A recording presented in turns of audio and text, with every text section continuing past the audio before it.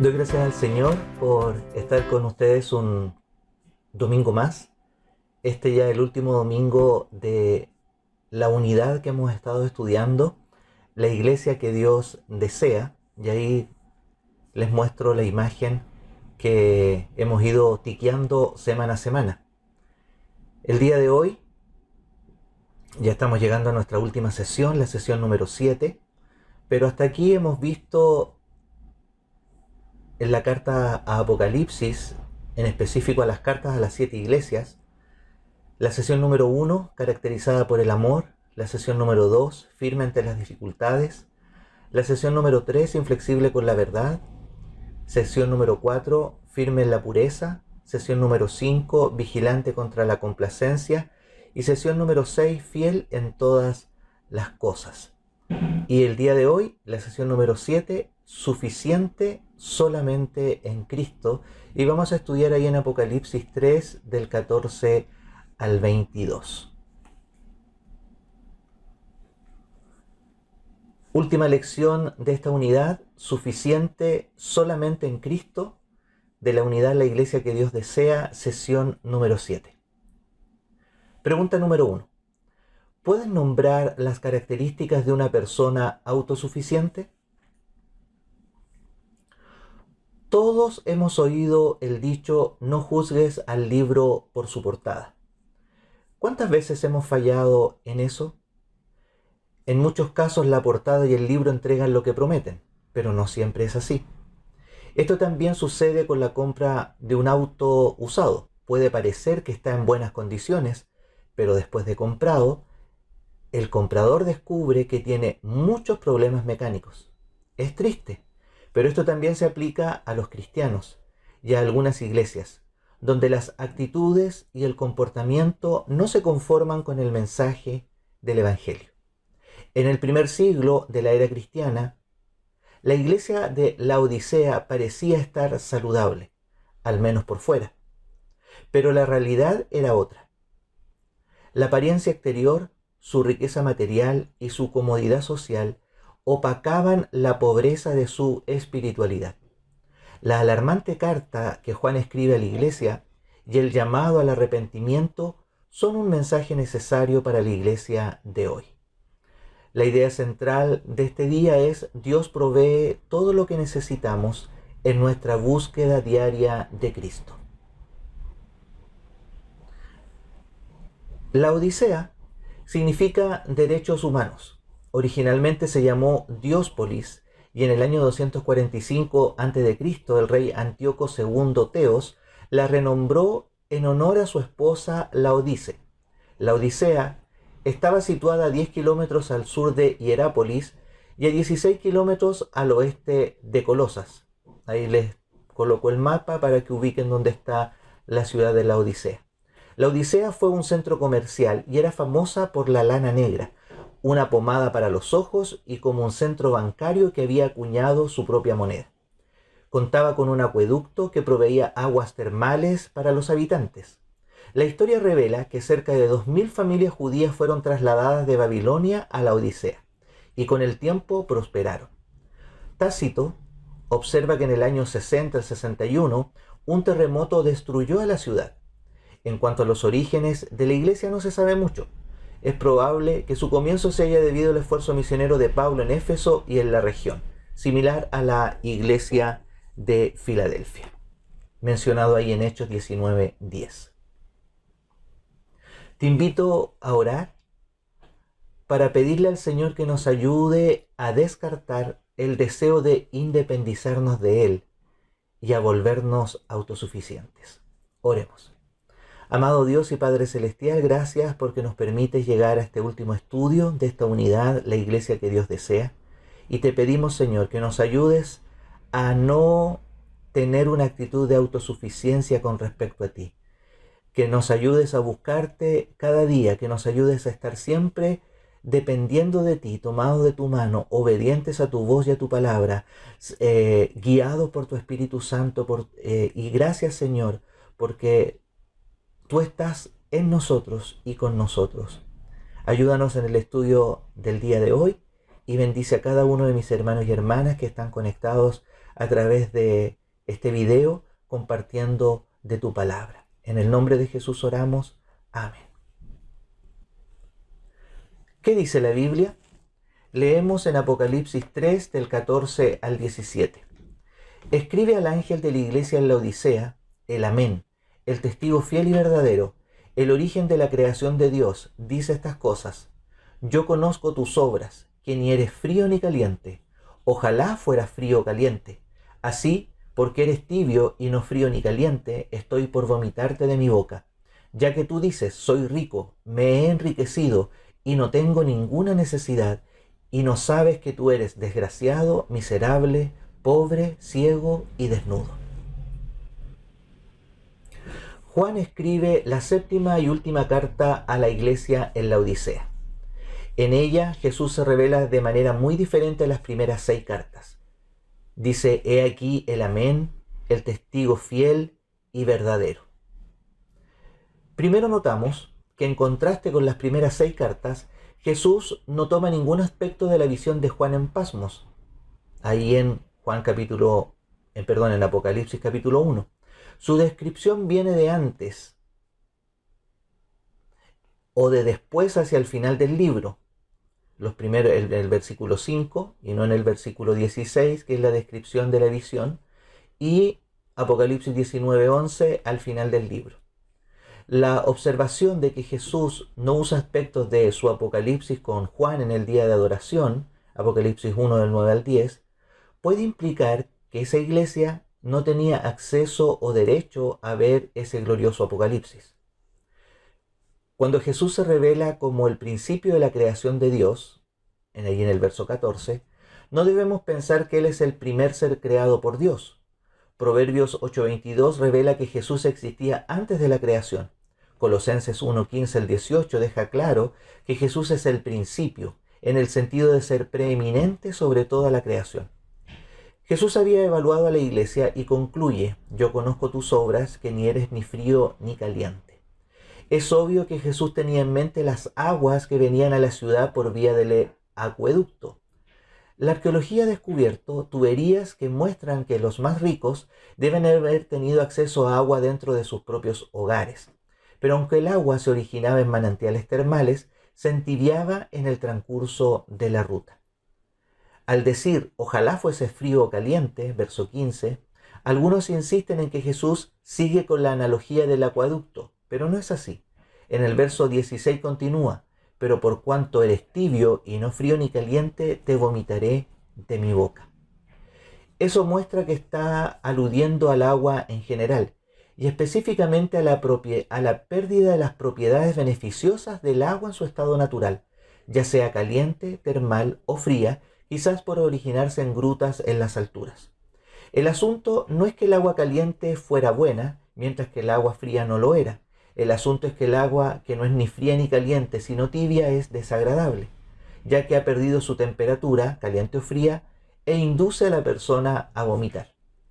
Pero el problema de Jesús con los laodicenses no tiene nada que ver con el agua. Jesús revela el verdadero pecado, porque tú dices, ya soy rico y me he enriquecido y de ninguna cosa tengo necesidad. Verso 17. El pecado de la iglesia es que se había vuelto tan rica y autosuficiente, me he enriquecido, que sentía que ella era suficiente en sí misma para suplir todas sus necesidades. La iglesia había convertido a su propia imagen en un ídolo. Al pecar, la iglesia se había cegado y no sabes que tú eres un desventurado, miserable, pobre, ciego y desnudo. Verso 17. En la versión Reina Valera actualizada 2015, ese pasaje yo lo leí diciendo, y no sabes que tú eres desgraciado, miserable, pobre, ciego y desnudo. Lejos de tener las ventajas que la riqueza material promete, la iglesia sufrió una bancarrota en 5 sentidos. Eran desgraciados, desventurados, desdichados, miserables, sin esperanza. Eran pobres, sin recursos para sostenerse. Estaban ciegos, un símbolo de rebelión del corazón endurecido. Ezequiel 12:2 dice, Hijo de hombre, tú habitas en medio de casa rebelde, las cuales tienen ojos para ver y no ven, porque son casa rebelde. En Mateo 15:14 Jesús dice del ciego rebelde, Dejadlos, son guías de ciegos, y si el ciego guiara al ciego, ambos caerán en el hoyo. Y por último, estaban desnudos.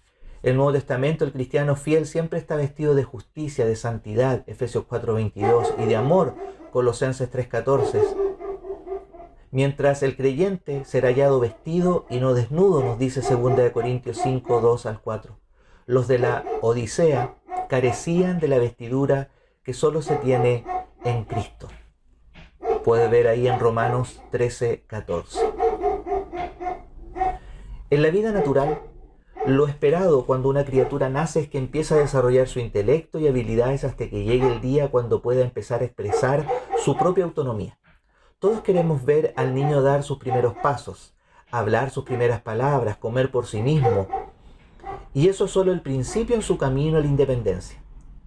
Pero la más profunda realidad es que nuestra independencia nunca es total, pues siempre necesitamos de otros, y de Dios sobre todas las cosas. En el verso 14 Jesús se revela como el Amén, el testigo fiel y verdadero, el principio de la creación de Dios. Aparentemente la iglesia en la Odisea estaba ciega a la realidad que vivía dentro de la creación sustentada por el poder de Jesús. Primero, leemos en Colosenses 1:15-17. Él es la imagen del Dios invisible, el primogénito de toda creación, porque en Él fueron creadas todas las cosas, las que hay en los cielos y las que hay en la tierra, visibles e invisibles, sean tronos, sean dominios, sean principados, sean potestades, todo fue creado por medio de Él y para Él, y Él es antes de todas las cosas, y todas las cosas en Él subsisten. Segundo, decir que Jesús es el principio de la creación de Dios no indica que Él sea el primer ser creado, sino que es el origen de toda la creación. Y el apóstol Pablo clarifica, y Él es la cabeza del cuerpo, que es la iglesia, el que es el principio, el primogénito de entre los muertos, para que en todo tenga la preeminencia. Colosenses 1:18. Sí, Jesús es preeminente sobre todas las cosas. Todos los que vivimos bajo su sombra dependemos de Él, incluso la iglesia de la Odisea. Esa iglesia necesitaba arrepentirse de su autosuficiencia. También hoy este mensaje es de actualidad. Hay iglesias que tal vez inconscientemente se consideran autosuficientes. Si Jesús es preeminente sobre todas las cosas, todos los que vivimos bajo su sombra dependemos de Él. La iglesia de la Odisea dependía de Él, nuestra iglesia depende de Él, la iglesia de Cristo, porque es de Él, depende de Él. Por eso la iglesia de la Odisea necesitaba arrepentirse de su autosuficiencia. Pregunta número 2. ¿Por qué Dios rechaza a las personas autosuficientes? Los versículos siguientes nos enseñan que debemos arrepentirnos de nuestro pecado y aceptar la disciplina del Señor como una muestra de su amor. ¿Qué dice la Biblia? Leemos en Apocalipsis 3, 18 y 19. Yo te aconsejo que de mí compres oro refinado por el fuego, para que te hagas rico, y vestiduras blancas para que te vistas, y no se descubra la vergüenza de tu desnudez, y colirio para ungir tus ojos para que veas. Yo reprendo y disciplino a todos los que amo. Sé, pues, celoso y arrepiéntete. En el verso 17, Jesús revela la verdadera condición de la iglesia. Y eso tiene que haber sido un trauma. No que sea imposible ir ante Dios con humildad, pero en el caso de la Odisea, asumir una postura humilde iba en contra de lo que pretendían ser. Como ya hemos notado, la iglesia sufría por padecer de un sentimiento de autosuficiencia. Ella estaba completamente cómoda en su condición. Si bien hablaba de las promesas del Señor, no confiaba en ellas para incrementar su fe, su esperanza y su amor en Cristo. No obstante su pecado, Jesús no los condena, al contrario, le ofrece un remedio adecuado a su necesidad. Yo te aconsejo que de mí compres oro refinado en fuego para que seas rico, vestiduras blancas para vestirte, y que no se descubra la vergüenza de tu desnudez, y unge tus ojos con colirio para que veas, dice el verso 18. En el versículo anterior Jesús los había acusado de ser desdichados, miserables, pobres, ciegos y desnudos, y solo Jesús puede darle un giro a esa condición fatal. Al ser personas con recursos financieros, Jesús les habla en el lenguaje que conocen bien, el lenguaje del lucro. Cuando Jesús los invita a que compren, recordamos el contexto económico y bancario de la ciudad. Pero pronto se darían cuenta de que todas las monedas acuñadas en la Odisea serían insuficientes para comprar lo que Jesús ofrecía. Dios le declara a su pueblo rebelde: a todos los sedientos, vengan a las aguas, y los que no tienen dinero, vengan y compren y coman. Vengan, compren sin dinero y sin precio vino y leche. Isaías 55:1. Pedro le dijo a Simón: tu dinero perezca contigo, porque has pensado que el don de Dios se obtiene con dinero. Hechos 8:20. Al arrepentirse, los miembros de la iglesia en la Odisea tendrían que confesar que su dinero era insuficiente para comprar la gracia divina. Tendrían que confesar que el alivio se encuentra solamente en Cristo. Jesús también les aconsejó: unge tus ojos con colirio para que veas, verso 18b. Y eso era una ironía profunda. La iglesia que estaba en la Odisea, ciudad que tenía la reputación de curar la miopía ocular, estaba ciega y no veía su condición espiritual. En el verso 19 Jesús sigue: yo reprendo y castigo a todos los que amo. Sé pues celoso y arrepiéntete. Como podemos ver en el versículo anterior, en el 18, Jesús ha sido bastante fuerte en su denuncia de la iglesia, y uno quizás pudiera pensar que estaba siendo motivado por la ira o el enojo. Pero la realidad es que Jesús estaba motivado por algo noble. Él lo hace por amor a su iglesia. Es importante notar que, aunque el texto usa la palabra amor fraternal, fileo, no ágape, tanto amor fileo como amor ágape son expresiones legítimas de Dios y de Jesucristo. Todo esto es consistente con Dios, quien al que ama disciplina y azota a todo el que recibe por hijo, como dice Hebreos 12:6. Jesús los reta a ser celosos, un tema importante. En el Nuevo Testamento, la pasión nunca es vista de manera positiva, sino como un instrumento que Satanás usa para guiar al mundo en el desenfreno pecaminoso. Puedes ver ahí en Romanos 1:26, Colosenses 3:5, Santiago 4:1. Al contrario, aunque el celo pueda estar corrompido, por ejemplo Gálatas 4:17, el fiel expresa celo por las cosas de Dios. Y ahí podemos ver, y usted puede leer los siguientes pasajes: Juan 2:17, 2 Corintios 9:2, Gálatas 4:18 y Tito 2:14. La diferencia entre la pasión y el celo es que la pasión brota de la persona y su emoción desenfrenada, pero el celo genuino es inspirado por querer cumplir la voluntad de Dios. Hay personas tan autosuficientes que les duele tener que pedir ayuda de alguien. Muchos prefieren sufrir en vez de mostrar la más mínima vulnerabilidad. En la vida espiritual, esta clase de terquedad no es nada menos que pecado y necesita ser eliminada, pues puede terminar en un fracaso para el creyente. Primero, en Apocalipsis 17:5 dice: Babilonia la grande, la madre de las rameras y de las abominaciones de la tierra. Pero su gran caída es descrita en términos económicos. Apocalipsis 18:11-19. Tan rica que era, Juan lamenta, en una hora ha sido desolada. Verso 19. Y aquí vemos el problema fundamental del cristiano autosuficiente. Piensa que su riqueza es verdadera, pero es pasajera. Segundo, Jesús sabe bien lo que necesitamos, pero nunca lo ofrece de acuerdo con los medios que usamos para adquirir cosas en la vida cotidiana. El apóstol Pedro le dijo a Simón: tu dinero perezca contigo porque has pensado que el don de Dios se obtiene con dinero. Y la iglesia en la Odisea estaba en el mismo dilema.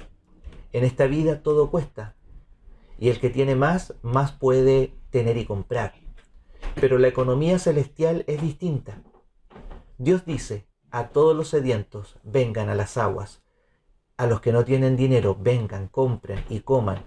Vengan, compren sin dinero y sin precio vino y leche. Isaías 55:1. Tercero, para la persona autosuficiente esto es un ataque a su propia existencia. Después de todo, tiene que descartar su autoengaño y realizar, no obstante, que todo su tesoro está en completa bancarrota. La manifestación de la autosuficiencia es el orgullo por los propios logros. Pero para venir a Jesús, tenemos que acercarnos a Él con nada en la mano, con completa humildad. La oración modelo, llamada también el Padre Nuestro, ahí en Mateo 6, 9 al 15, nos muestra que diariamente debemos depender de Él y en todas las cosas. Por esto, Jesús sigue: yo reprendo y castigo a todos los que amo. Sé pues celoso y arrepiéntete. Dios disciplina y azota a todo el que recibe por hijo. Hebreos 12, 6. Pregunta número 3. ¿Qué no podemos hacer como cristianos si somos autosuficientes? Los versículos siguientes muestran que necesitamos mantener un compañerismo íntimo con el Señor. ¿Qué dice la Biblia? Apocalipsis 3, 20 al 22. He aquí, yo estoy a la puerta y llamo. Si alguno oye mi voz y abre la puerta, entraré a él y cenaré con él y él conmigo. Al que venza, yo le daré que se siente conmigo en mi trono, así como yo también he vencido y me he sentado con mi Padre en su trono. El que tiene oído, oiga lo que el Espíritu dice a las iglesias. Pregunta número 4. ¿Puedes nombrar algún ministerio de tu iglesia que te beneficie? La carta a la Odisea revela que la iglesia estaba alejada del Señor. Pero, ¿qué la indujo a eso? Cuando la ciudad sufrió el terremoto que la devastó en el 18 después de Cristo, ellos tomaron la iniciativa para reconstruirla. Orgullosos de su independencia, sin necesidad de la ayuda que Nerón ofrecía. Es muy probable que la iglesia haya sido expuesta a ese mismo espíritu y ese ambiente social año tras año, mostrando su autosuficiencia sin necesidad de su soberano, Cristo Jesús. Pero aún con todo el desprecio que la iglesia había mostrado, Jesús extiende una calurosa invitación. He aquí, yo estoy a la puerta y llamo. Muchos usamos esta invitación en servicios de evangelización, invitando a los inconversos al arrepentimiento y a la salvación.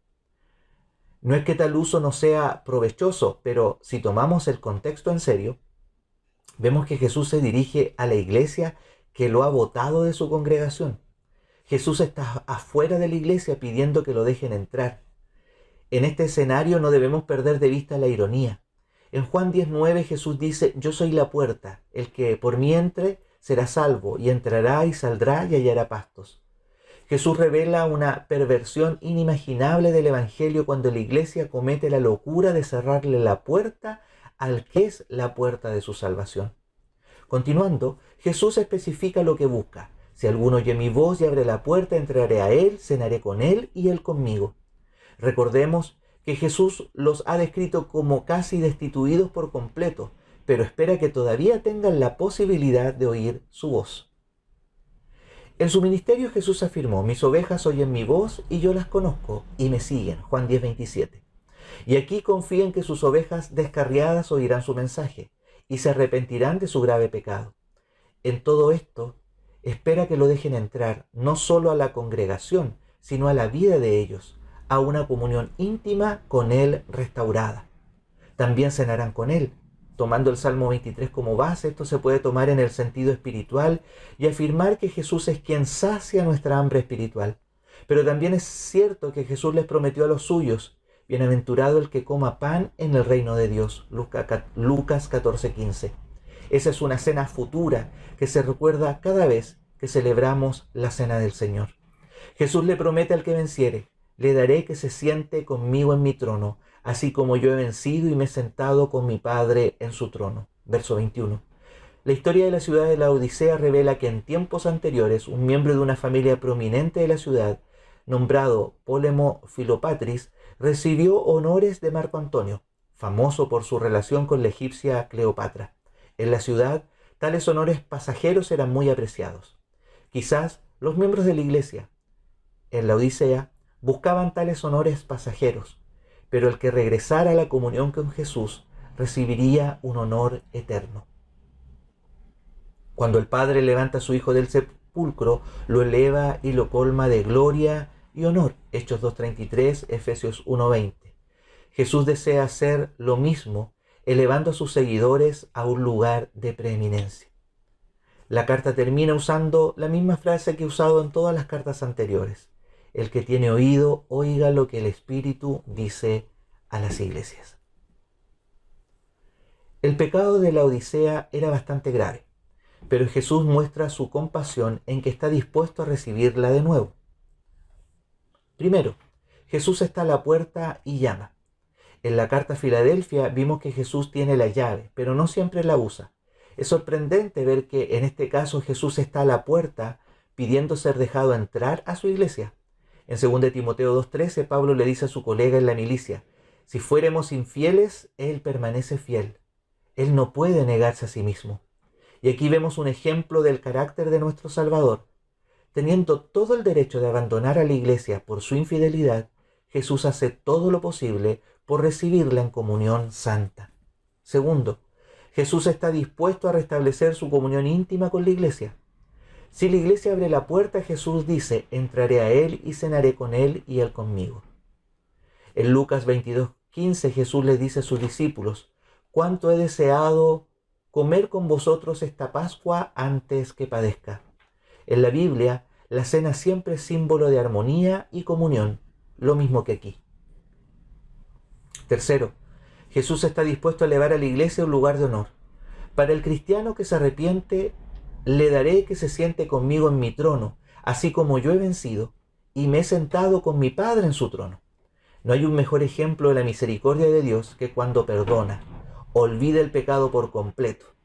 Irónicamente, es tras el arrepentimiento y la humildad que el fiel recibe las riquezas eternas.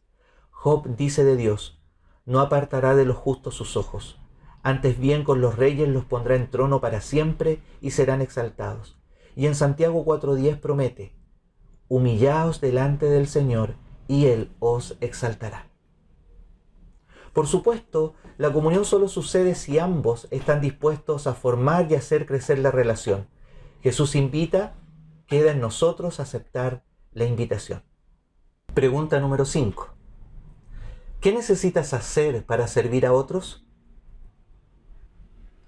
Les dejo ahí una imagen de esta tarea titulada Menospreciando a Dios. Aunque no lo quiera aceptar, la persona autosuficiente menosprecia a Dios. En realidad, esa es una forma de idolatría, pues valoriza sus propios hechos sobre todo lo que Dios ha hecho por él. En los siguientes textos, la Biblia muestra cómo el menosprecio a Dios se manifiesta en la vida del pecador.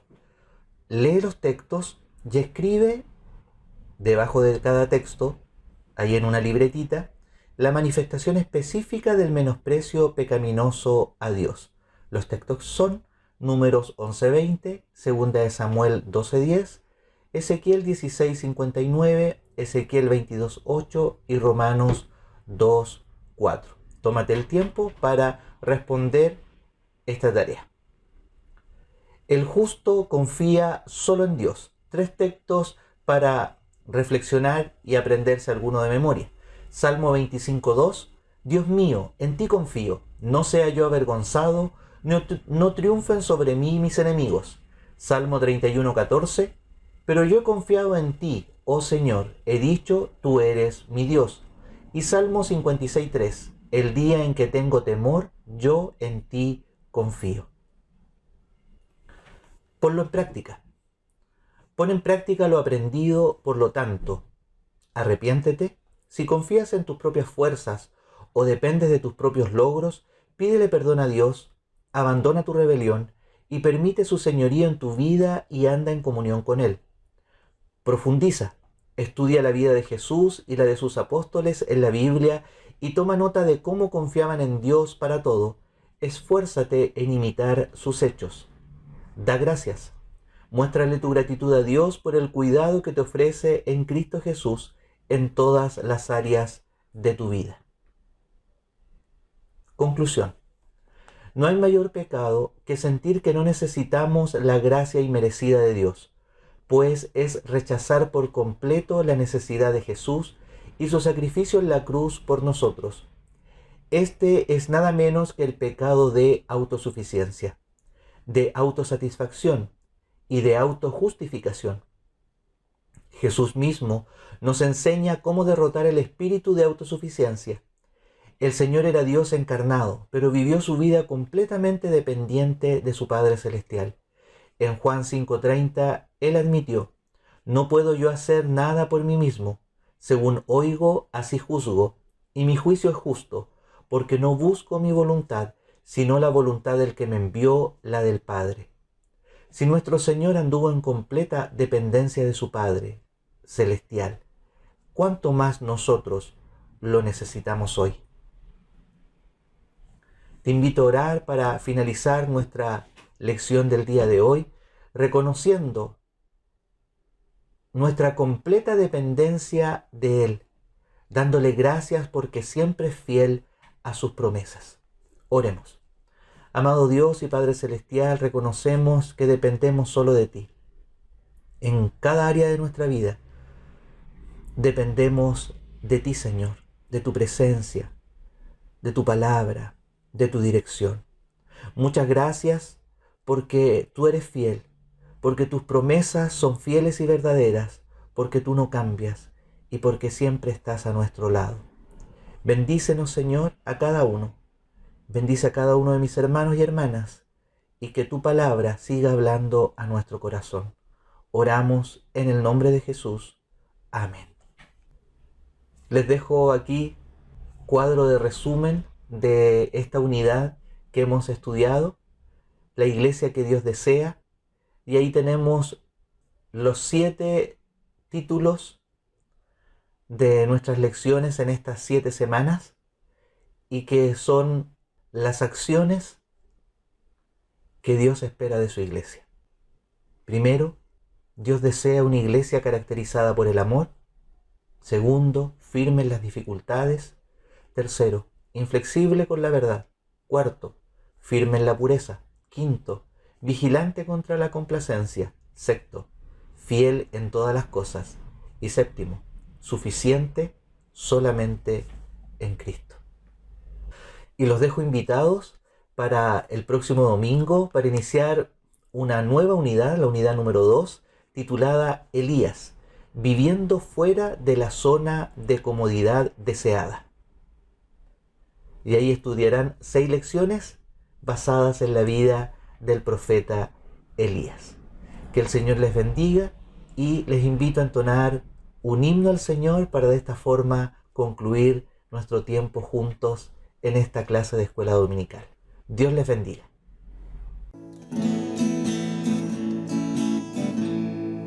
Todas las promesas del Señor Jesús son apoyo poderoso de mi fe. Mientras viva aquí cercado de su luz, siempre en sus promesas confiaré.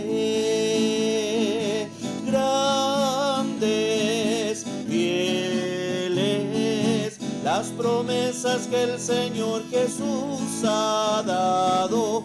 Grandes, fieles, en ellas para siempre confiaré. Todas sus promesas para el hombre fiel, el Señor en sus bondades cumplirá. Y confiado sé que para siempre en Él paz eterna mi alma gozará.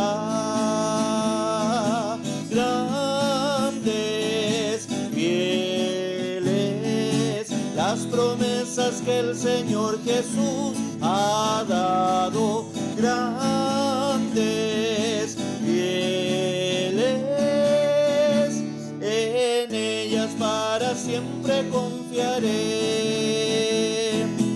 Todas las promesas del Señor serán gozo y fuerza en nuestra vida terrenal. Ellas en la dura lid nos sostendrán y triunfar podremos sobre el mal.